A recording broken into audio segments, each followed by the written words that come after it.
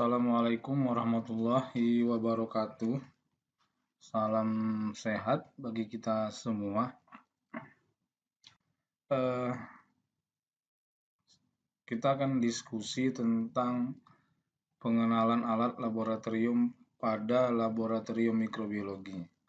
Harusnya ini dilakukan di lab, tapi karena kondisi yang tidak memungkinkan dengan mewabahnya COVID-19, maka akan saya coba untuk mengenalkan alat-alat apa saja yang dipergunakan di laboratorium mikrobiologi. Ini tujuan pembelajaran kita. Itu yang pertama itu mampu menjelaskan alat-alat yang digunakan di laboratorium mikrobiologi. Yang kedua itu mampu menggunakan alat-alat yang ada di laboratorium mikrobiologi. Dan yang ketiga ini yang paling sangat harus bisa gitu ya, mampu menjaga dan merawat alat-alat di laboratorium mikrobiologi. Kemudian mampu melakukan sterilisasi alat-alat laboratorium mikrobiologi. Kemudian mampu menganalisis proses sterilisasi yang cocok untuk alat laboratorium mikrobiologi. Jadi ada 5 tujuan pembelajaran pada praktikum virtual saat ini. Kenapa ini perlu yang diketahui? Ternyata laboratorium mikrobiologi itu yang adalah laboratorium yang didesain khusus untuk keperluan yang berhubungan dengan mikrobiologi tentunya. Kemudian laboratorium mikrobiologi sebagai tempat eksperimen atau praktikum, maka diperlukan sejumlah alat yang dapat menunjang kegiatan tersebut.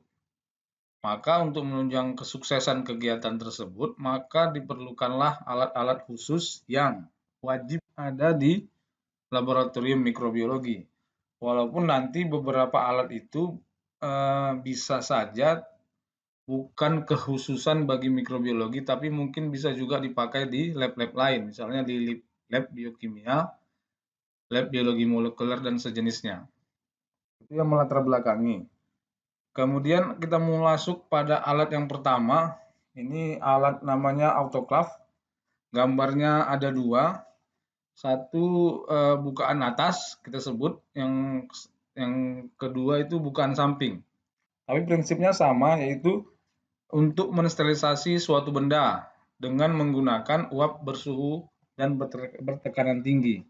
Berapa suhunya? 121 derajat Celcius dengan tekanan 15 lbs atau psi.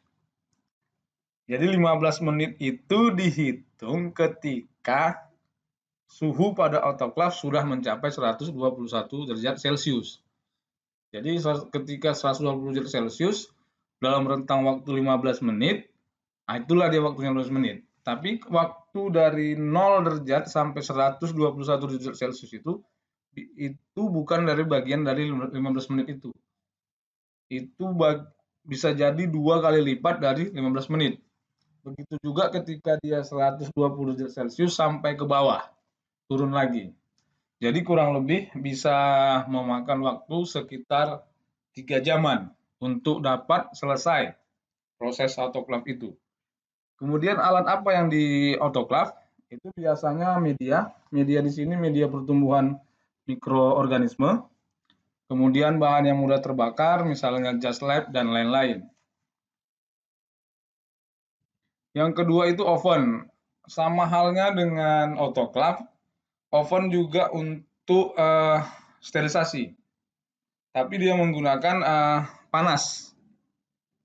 Ini gambar di lab kita, kurang lebih seperti ini ovennya. Jadi dia fungsinya untuk alat sterilisasi dengan menggunakan panas kering. Jadi suhu yang diatur itu bisa mencapai 180 derajat Celcius. Jadi bisa lebih tinggi dari autoclave yang 121 derajat Celcius. Kemudian yang ketiga itu ada namanya cawan Petri. Ya, sesuai dengan penemunya Petri atau nama lainnya Petri dish. Cawan Petri ini peralatan dasar di lab mikrobiologi. Untuk apa? Yang pertama itu jelas untuk menimbang. Jadi bahan diletakkan di atas itu kemudian ditimbang dengan menggunakan timbangan digital. Yang kedua itu tempat mengeringkan sampel. Bisa jadi, maksudnya mengeringkan sampel ini ada media pertumbuhan seperti gambar itu warna merah. Nah, di situ dikeringkan. Kemudian dilakukanlah peremajaan dengan menggunakan OC atau sejenisnya. Itu fungsi cawan Petri. Kemudian yang keempat jarum OC. Jarum OC ini dari ujungnya itu ada dua. Ada jarum OC bulat ujungnya atau kolongan seperti gambar itu. Tapi ada juga yang jarum OC yang lurus seperti jarum. Kemudian fungsinya apa gitu ya? Jarum OC ini alat yang digunakan untuk melakukan inokulasi. Inokulasi itu pembiakan. Pembiakan misalnya dari kita dapat sampel air sungai misalnya, kita mau cek ada nggak mikroba di air sungai, maka gunakanlah jarum OC itu untuk mengambil dari air sungai. Baru letakkan di media pertumbuhan di petri dish atau di tabung reaksi. Yang kelima itu ada tabung reaksi dan tabung Durham. Tabung reaksi itu contohnya seperti gambar, kemudian tabung Durham itu posisinya seperti yang digambar. Terbalik dari posisi tabung reaksi. Jadi apa fungsi tabung Durham itu? Fungsi tabung Durham itu alat bantu yang digunakan sebagai indikator pada pengujian mikrobiologi dengan menggunakan metode MPN. Metode MPN itu namanya most probable number. Jadi ada tabelnya nanti. Kemudian apa yang terjadi di tabung Durham? Tabung Durham sebagai alat bantu indikator adanya fermentasi. Maka ketika di ujung tabung Durham itu terdapat gelembung menandakan adanya fermentasi. Itu contoh penggunaan tabung Durham. Baik, yang keenam itu ada batang pengaduk, bentuknya huruf L. Jadi fungsinya seperti namanya, ya fungsinya untuk mengaduk. Jadi bisa diletakkan di atas petri dish, kemudian untuk meratakan media maupun biakan. Kemudian ada lampu spiritus. Nah, ini umum yang kita pakai sering ya. Ada dua bentuknya tapi fungsinya sama. Itu kira-kira dia fungsinya adalah sterilisasi. Yang kedua itu mengkondisikan area dalam kondisi aseptis. Jadi sekitar 30 cm di dekat itu dengan pijaran api itu, dengan hawa panasnya itu, diyakini bahwa tidak ada lagi makhluk hidup di situ gitu. Apalagi spora-spora bakteri dan seterusnya. Maka nanti kerja kita itu ketika meremajakan, menggunakan OC itu selalu dekat api. Api yang digunakan itu lampu spiritus, tapi tidak kena apinya. Jadi kita memanfaatkan hawanya saja.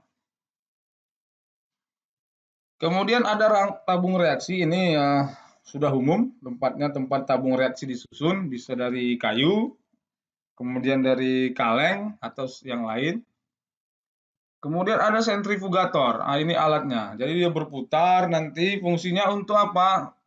Untuk memisahkan antara yang berat kering dengan yang berat dengan yang ringan. Apa itu yang berat? Yaitu komposisi dalam tabung itu. Nanti ada tabung, kemudian dimasukkan ke dalam, baru diputar dengan kecepatan berapa. Nah, itulah namanya fungsi sentrifugator. Nanti ketika diputar, nanti yang punya massa beratnya itu ringan akan di atas letaknya, tapi kalau yang berat akan di bawah, mengendap. Jadi yang mengendap itu nanti disebut dengan pelet, kemudian yang di atasnya namanya supernatan. Kemudian ada inkubator. Ketika kita sudah selesai meletakkan sampel di media pertumbuhan, tentu saja kita simpan untuk membiarkan mikrobanya tumbuh, maka gunakanlah inkubator. Dengan kata lain, inkubator itu adalah alat yang digunakan untuk menginkubasi atau mengerami suatu biakan. Mengerami di sini bukan sama sih prinsipnya mengerami telur. Pada telur kan bisa saja diinkubasi ya, supaya cepat menetas. Hampir sama seperti ini. Jadi inkubator itu punya suhu optimum di dalamnya. Karena salah satu faktor pertumbuhan mikroorganisme itu adalah suhu. Suhu optimum akan menghasilkan pertumbuhan yang optimum juga, kira-kira begitu. Kemudian ada koloni counter. Koloni counter ini sesuai dengan namanya, kalau di Indonesia kan alat bantu untuk menghitung koloni, bukan berapa jenis ya, tapi koloni. Jadi koloni bakteri itu ada beberapa nanti bentuknya. Nanti kita akan pelajari di teorinya. Caranya adalah ketika kita biarkan di atas petri dish, maka akan muncullah koloni-koloni bakteri di situ. Kemudian kita letakkan di atas ini yang kotak-kotak kecil itu. Nanti akan disinari lampu baik dari bawah maupun dari atas, baru kita hitung. Nah, itulah fungsi dari koloni counter. Kemudian ada laminar airflow. Sesuai dengan namanya, itu tempat kerja sebenarnya. Jadi tempat kerja kita untuk melakukan pembiakan di dalam ruangan kecil itu. Tangan kita masuk di situ. Kenapa perlu di situ? Karena kondisinya di situ aseptis. Nah, itu dia. Karena posisinya itu sangat baik, karena aliran udara pun sangat bagus di situ. Idealnya kita akan bekerja di laminar airflow. Kemudian ada timbangan digital, sesuai dengan namanya ya untuk mengukur takaran. Misalnya kita mau membuat media pertumbuhan Na, nutrien agar, maka komposisi Na-nya ditambah dengan aquadesnya berapa, maka kita timbang dulu menggunakan timbangan digital. Kemudian ada vortex. Vortex ini secara umum fungsinya untuk mengaduk atau menghomogenkan suspensi atau larutan. Jadi prinsipnya tuh seperti menggoyang. Kalau diletakkan di atas itu seperti gambar, nanti itu akan menggoyang, maka si tabung reaksinya juga ikut bergoyang, sehingga untuk memixkan apa yang ada di dalam tabung reaksi itu. Kira-kira begitu fungsinya. Kemudian ada shaker. Shaker itu hampir sama menggoyang juga gitu. Jika kita mau melihat kurva pertumbuhan, biasanya kita gunakan itu. Jadi dia kondisinya stabil gitu ya. Maka gunakanlah shaker. Seperti gambar yang ada.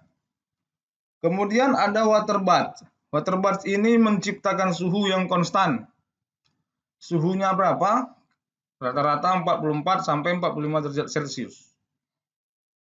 Nanti dimasukkan ke dalam itu, kotak itu nanti ada air yang dimasukkan. Kemudian ada hot plate. Ini pemanas. Seperti namanya, ada juga hot plate stirrer nanti istilahnya. Ada stirrer yang dimasukkan ke dalam, nanti dia akan berputar gitu. Karena panasnya.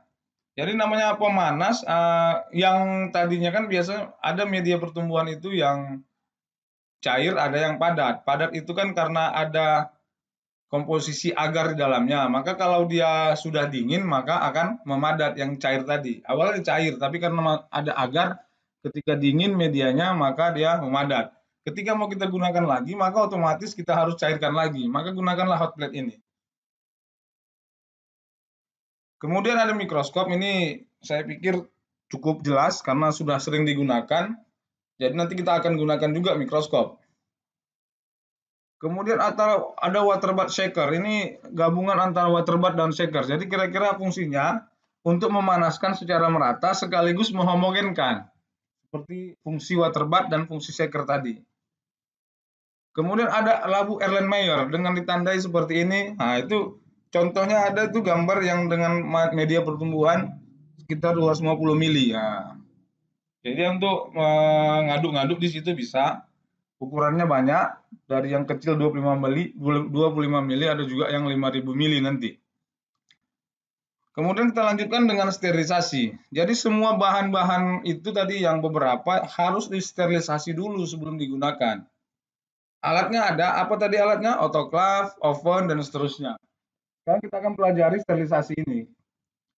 Sterilisasi ini yaitu proses atau kegiatan membebaskan suatu bahan atau benda dari semua bentuk kehidupan. Ketika kita melakukan sterilisasi, maka harapannya adalah yang kita sterilisasi itu tidak ada lagi bentuk kehidupan di situ. Tidak ada lagi bakteri, tidak ada lagi spora, jamur, dan seterusnya. Artinya betul-betul bersih, aseptik. Itulah fungsi sterilisasi. Kemudian macamnya apa? Nah, yang macamnya yang pertama itu mekanik, fisik, dan kimiawi. Mekanik itu biasanya menggunakan saringan atau membran kecil.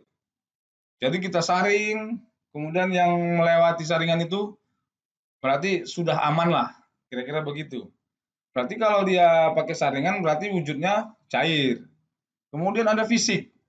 Ini bisa dengan pemanasan atau penyinaran. Pemanasan tadi bisa dengan oven, bisa dengan autoclave tadi, kemudian penyinaran bisa menggunakan UV, ultraviolet. Kemudian kimiawi. Sterilisasi kimiawi ini menggunakan zat-zat kimia seperti alkohol. Jadi kalau kita mau kerja dengan meja kerja, maka kita semprotkan dulu meja kerjanya dengan alkohol. Kemudian tangan kita, baru kita lap. Kemudian yang pertama itu dengan sterilisasi dengan autoclave. Bagaimana caranya? Itu ada gambarnya. Cara menggunakannya begini. Sebelum melakukan sterilisasi, periksa dulu banyaknya air dalam autoclave. Ada di gambar letak posisi air di mana. Jadi ada tabung di bawah itu, di bawah autoclave itu. Kita periksa airnya, ada tidak? Sudah sesuaikah ukuran airnya? Kalau belum sesuai, tambah. Udah, kemudian masukkan peralatan dan bahan melalui mulutnya di atas, melalui mulut tabung, mulut autoclave-nya. Jika mensterilisasi botol tertutup, maka tutup harus dikendorkan. Karena ada tekanan panas itu kan cukup menekan, nanti bisa jadi pecah atau bagaimana gitu ya. Kemudian tutup autoclave dengan rapat, kunci dengan baik, kemudian nyalakan, atur timernya 15 menit pada suhu 121 derajat Celcius. Seperti yang kita ceritakan di awal, memang 121 derajat Celcius itu dalam waktu 15 menit. Tapi dari 0 derajat sampai 121 derajat Celcius itu bisa memakan waktu 1 jam. Jadi posisinya nanti ketika 121 derajat Celcius itu hanya di 15 menit. Di menit ke-16 dia turun balik ke bawah. Nah, begitu ya. Nah, kemudian nanti ada alarm berbunyi, kalau sudah bunyi maka bisalah dibuka. Karena prinsip tekanan itu, panas itu kan bisa menekan. Ketika waktu panas-panasnya kita buka, bisa jadi tekanan akan mencederai kita praktikannya. Kira-kira begitu fungsi dari cara menggunakan autoclave. Kemudian ada sterilisasi dengan penyaringan dengan membran tadi atau dengan saringan tadi. Nah, itu diletakkan di antara tabung sama penampungnya di bawah. Jadi kita tuang, nanti melewati membran, berarti dia steril. Kemudian virus tidak tersaring dengan ini. Kalau ingat sejarahnya dulu virus mozaik pada tembakau kan dia menggunakan saringan seperti ini kan, ternyata lolos. Nah, makanya virus tidak akan tersaring dengan metode ini. Kemudian ada lagi namanya tindalisasi. Tindalisasi ini konsepnya seperti mengukus. Bahan yang mengandung air dan tidak tahan tekanan suhu atau tinggi, jangan menggunakan metode ini. Kenapa? Karena misalnya susu, dia akan terhidrolisis misalnya. Ikatannya akan terbuka, jadi tidak bagus gitu ya. Nah, ini sterilisasi meja kerja yang seperti kimia tadi. Menggunakan semprotan yang isinya alkohol, disemprot, kemudian dilap tangan, baru kita kerja. Kira-kira itu yang harus dilakukan sebelum kita memulai pekerjaan secara di lab mikrobiologi. Jadi siapkan dulu alatnya, kemudian lakukan sterilisasi alat, meja kerja dan sebagainya, maka siap untuk bekerja. Jadi prinsip awal itu adalah sterilisasi. Ingat, mikrobiologi itu di awal harus dengan sterilisasi. Sekian materi pengenalan alat dan sterilisasi. Nanti akan kita lanjutkan lagi di pertemuan berikutnya.